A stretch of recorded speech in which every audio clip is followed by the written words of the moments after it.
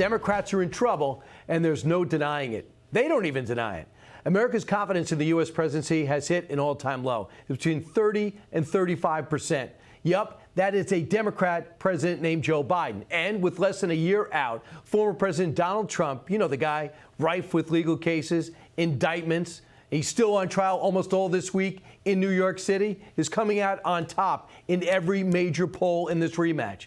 But this really shouldn't come as much of a surprise. Think about it. The president's son, Hunter, raises new concerns almost every week with headlines about these invisible bank accounts and how it may indeed link right back to Joe, the president of the United States. So when you look at crime, major cities across this country, I have to tell you, those aren't actors. These are carjackings going on. Thanks to the Ring doorbell, and everyone's got a camera. We're seeing this horror show every day. And there are no consequences for these brazen thieves, thanks to Dems' soft on crime policies. You can't accuse of Trump of being soft on crime, can you? So when you look at the border, absolute chaos. Does anyone deny it? U.S. border agents encounters at 3.2 million illegals. The year is not even over yet. So that's a record, and not the good kind of record where you get a trophy. This week, Border Patrol was so overwhelmed by the thousands surging into the U.S., states like California and Texas and Arizona had to shut down vehicle processing. No joke. So when it comes to the world, it kind of feels like it's on fire. Our enemies are on the march, and our allies are literally fighting for their lives. Look at the economy right now. You're hard-pressed to find a single group of Americans that feel good about it. Yet all we hear from the president is Bidenomics. Things are going great. How out of touch does he seem when he says Bidenomics is great? So out of touch, they now forbid him to say it in his stump speeches.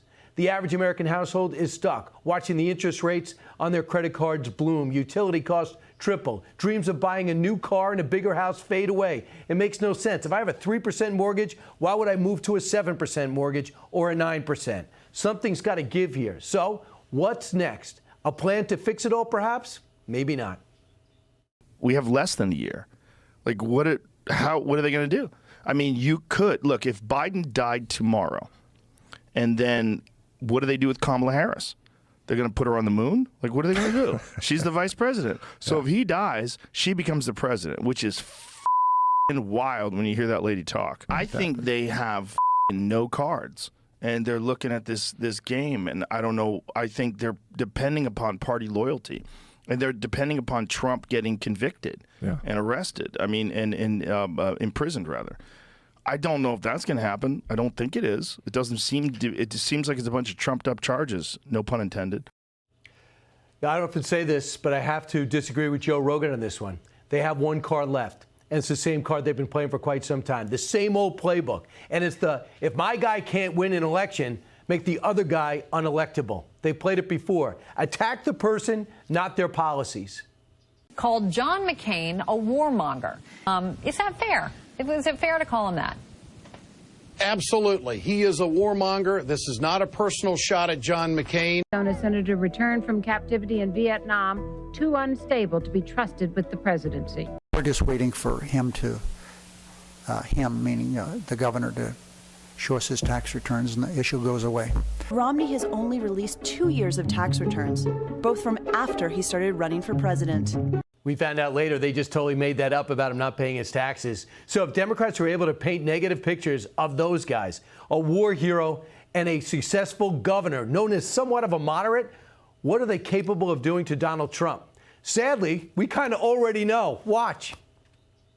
A lot of people have tried to draw similarities between Mussolini and Hitler and the use of the terminology like vermin. The difference, though, I think makes Donald Trump even more dangerous, and that is he has no philosophy he believes in. All he wants is to look in the mirror and see a guy who's president. He will imprison, he will execute whoever he's allowed to imprison, execute, drive from the country. Yes, he will kill people. That's it. And they also called him Hitler on The View already 13 months out. Hi, everyone. I'm Brian Kilmeade. I want you to do me a favor. I want you to click to subscribe to the Fox News YouTube page. This is the only way that I know for sure that you're not going to miss any great commentary, any great news bites, any great interviews coming your way on Fox. You can get it all here on YouTube. So subscribe right now.